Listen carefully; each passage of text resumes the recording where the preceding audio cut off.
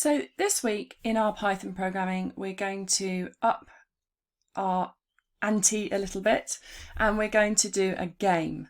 So we're going to do a rock, paper, scissors game. It's just a simple text-based game which will, you pick rock, paper, scissors, the computer picks rock, paper, scissors, and we see who wins. So I'm going to demo this for you. I'm going to run it. I'm using Trinket. You might be using a different IDE, you might be using Python idle, that's fine. But I'm going to run this, and you can see on the right hand side is the output here. It's asked me to pick rock, paper or scissors, R, P or S. So I'm going to pick rock, and you can see the output. The game is over, it only runs once. It says player chose R, that's what I chose. The computer chose S, so that's scissors. So I won because the rock blunts the scissors. So I've won, well done.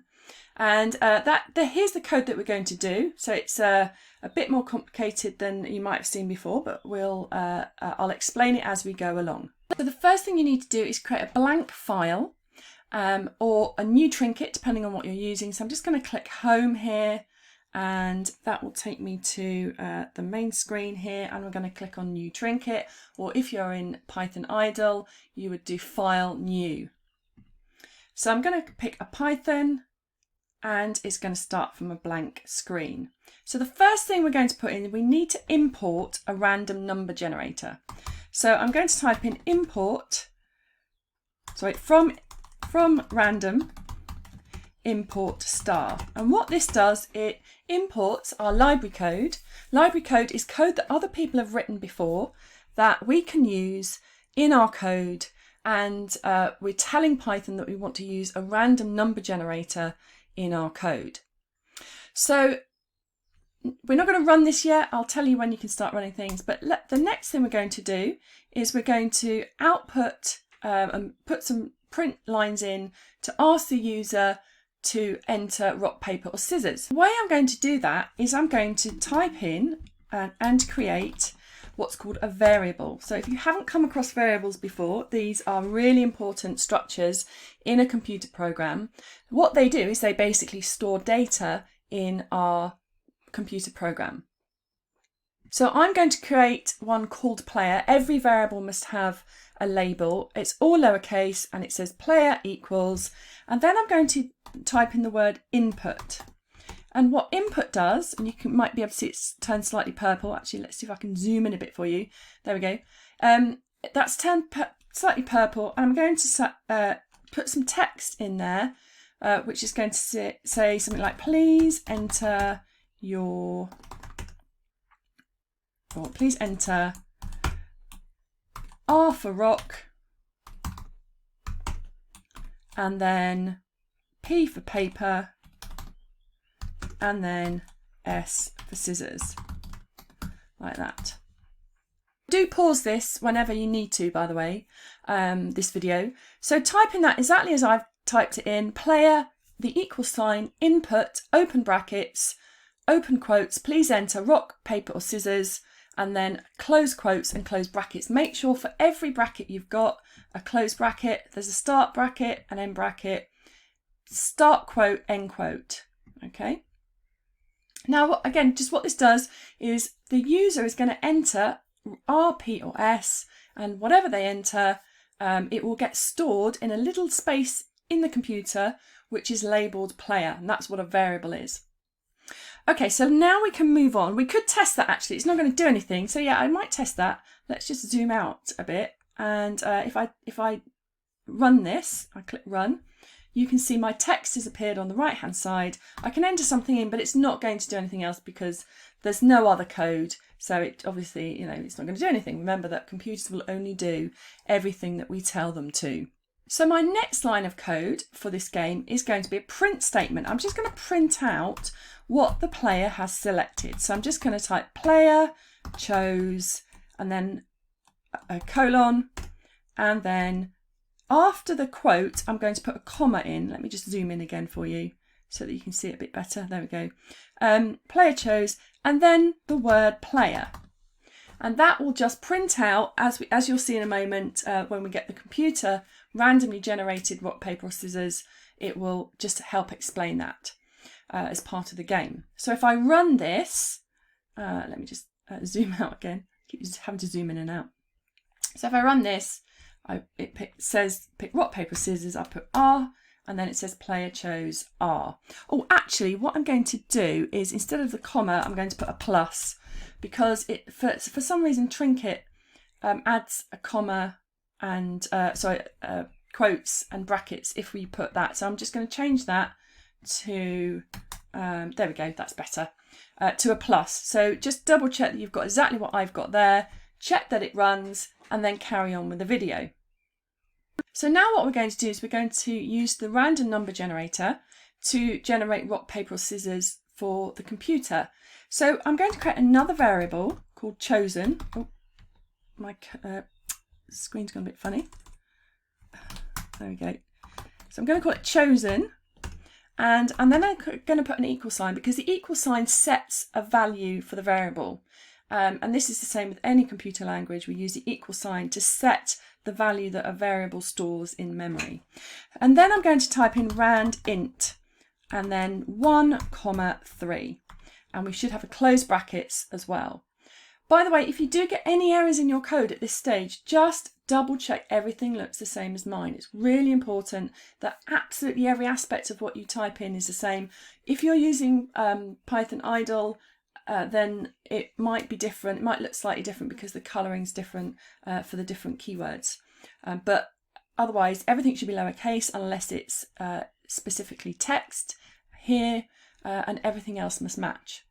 So what this does, this line of code here on line number 7, it creates a random number generator using our imported code in random, and it generates a random number between 1 and 3 because it needs to be rock, paper or scissors. There's 3 possibilities, and then it picks one of those and stores it in our variable called chosen.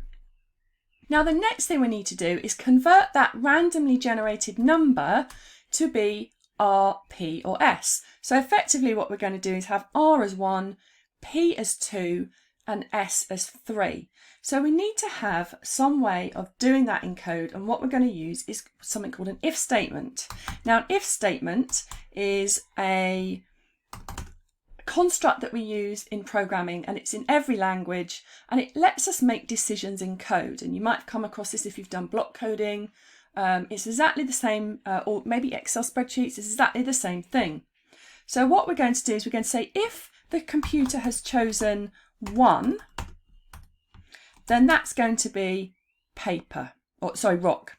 So I'm going to say, so I'm going to create another variable called computer, and that's going to be equal to an R for rock. Now when you put this code in, just be careful of a couple of things. White space is really important. What I mean by white space is this here that I've highlighted. So when you create an if statement, you're saying if the computer has chosen the number 1 with a colon, then I've got to indent the code. If you do not indent the code, if your code looks like this, it will not work. So really make sure that you just tab key once, and so that C of the computer is kind of aligned with that blank space between the if and the chosen. And it's incredibly important. I just can't overemphasize it enough that that white space is there and it's tabbed forwards. Okay, so next thing we do is we need to add to this to say, well, okay, the computer might not have picked 1 for rock. It might have picked 2. So we're going to put what's called an elif in. Now this is the same as an else and an if together. Some computer languages use else and if, and again you might have seen this in block coding, else and if, but in Python we use elif. So elif, the computer chose 2, then our computer is going to be equal to P for paper. And again, you can see the elif is aligned with the if, and the computer is slightly indented like this. So just make sure the if and the elif are aligned as though there's a straight line going down between them, but the computer equals P underneath is indented. Now the last thing we're going to do is they might have picked S for scissors, so we can put else and then a colon and then press enter, and computer equals S, like that. So this converts our number 1, 2 and 3 that we have generated here, a number between 1 and 3, and it converts it to text, rock, paper or scissors.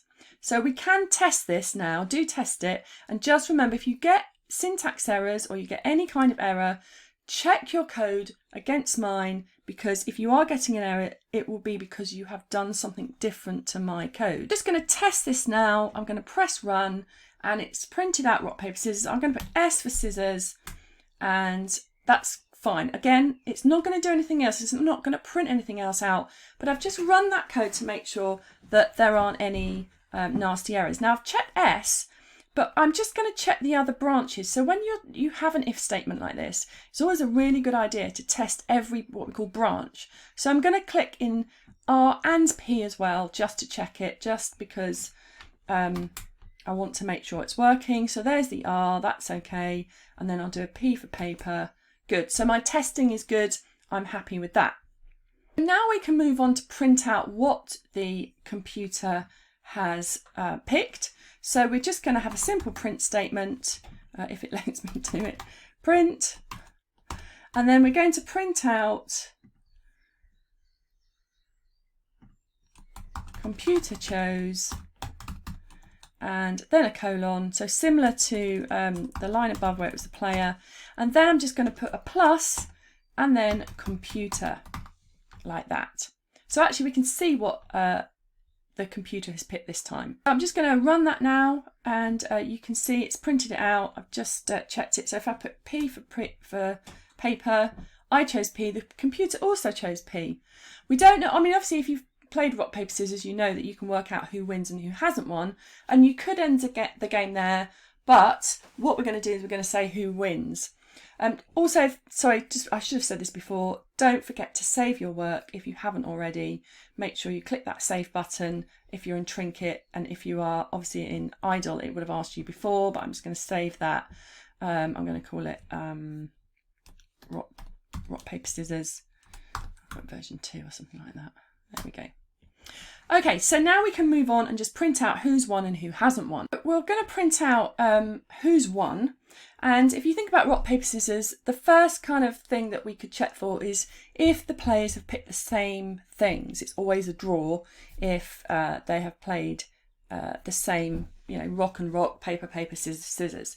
So we need to do another if statement for that. So I'm going to add it down under here, and I'm going to put if, and then the player's choice is double equals, because that's how we check for equality, double equals the computer choice, then colon, print, it was a draw, like that. Okay, so add that in. You can double check that by running your code if you want, but also just again make sure, because we've got that if statement, it's here, a line right flush to the side, and then our print statement underneath is indented once. The next scenario could be that actually they didn't draw, but the player picked R for rock, and the computer picked S for scissors. So we can type in elif again, and we can say if the player picked R for rock and the computer picked S for scissors, well, the rock wins because the rock blunts the scissors. So we can print out player wins, something like that, just player wins. You could put, you know, in it rock blunts the scissors if you want to. That's up to you, you don't have to. Now the next one could be if the player has picked R for a rock again, but also the computer has picked paper. And in that case, if they've picked paper, then the computer wins. And again, don't forget to stop the video anytime or rewind if you need to, if you need some more time to type. I'm quite a fast typer. Okay, so if the player has picked R, computer picks S, the player wins. If the player picked R for rock and the computer picked paper, the computer wins because the paper covers the rock. So pause the video and check that works okay. You can just double check that there's no errors in, otherwise we can move on. So the next one, we have another elif, and this time if you think about it, the player could have picked paper. So we've done both scenarios if they picked R, now the rock, now it's paper. So we need to do almost exactly the same and think what could happen if they picked paper. So if they picked paper, then we say and computer has picked a rock. Who wins if it's paper and a rock? Then it's, in this case, the player wins because the paper covers the rock. Okay. And then the last one for the paper, we could have them pick paper and the computer has picked S for scissors, and in that case it's the scissors that win, so it's the computer that wins. Keep forgetting my quotes there. Okay, so just make sure that yours looks exactly like mine, mainly for alignment. For every print statement, it's indented under that elif. So it starts with an if, then it's elif, elif, elif, elif. Then finally, we add another elif, or two elifs actually. So this time the player might have picked S for scissors, and if they have, what did the computer pick? If it wasn't a draw, then they could have picked a rock. And if it's a rock, then it is the computer that wins. Because the rock, oh no it isn't, it's the player that wins, it's the player. So the player wins because the scissors, oh no it is, I was right the first time. It's the rock blunts the scissors, doesn't it? Yeah, so it is computer wins, sorry, computer wins. There we go, yeah, the rock blunts the scissors, so the computer wins. And then the last one, our last elif, player equals and S again, and computer equals, and in this case it's paper. So who wins for that? The scissors win, so the player wins this one. So player wins. Okay, so I'm quite happy with that. So just again, pause the video, make sure you've got all of those. You should have one if, then 1, 2, 3, 4, 5, 6 elifs underneath it, and then we'll test it to check it works. Test this, make sure that it works okay. Let's run it. I'm going to test me picking rock, paper and scissors a few times. So I'm going to pick R for rock. The computer chose R, so it was a draw. I'll run it again. I'll pick paper. Computer chose S, so the computer wins because the scissors cut the paper. Good. I'm going to pick scissors, and it was a draw again, so I'm just going to run it again. Just going to keep running it just a few times just to see, because obviously, you know, the computer picks a different one each time. But that seems to be working okay. Good. So have fun playing with that, and I'll see you in the next video.